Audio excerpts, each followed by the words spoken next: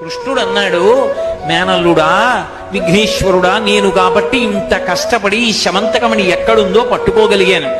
సామాన్యుడైన మనుష్యుడి మీద నీలాప నిందలు పడితే ఎలా తట్టుకుంటాడు? కుంగి కృషించి శరీరం వదిలేయడు.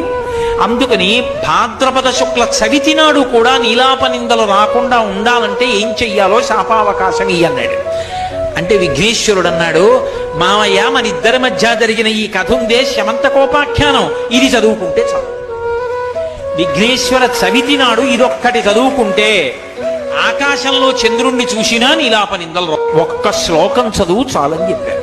సింహ ప్రసేనమవధీ సింహోజాంబవతాహత సుకుమార కమారోధీ తవ ఏషాస్యమంతక. ఆ సుకుమారుడు ఎవరో కాడు, మనమే. ఏమీ తట్టుకోలేని సుకుమారులు. సుకుమారక ఏడవకు, ఇప్పుడు నీకు 3 రత్నాలు ఇస్తున్నాం. ఒకటి గోపాలరత్నం కృష్ణుడు,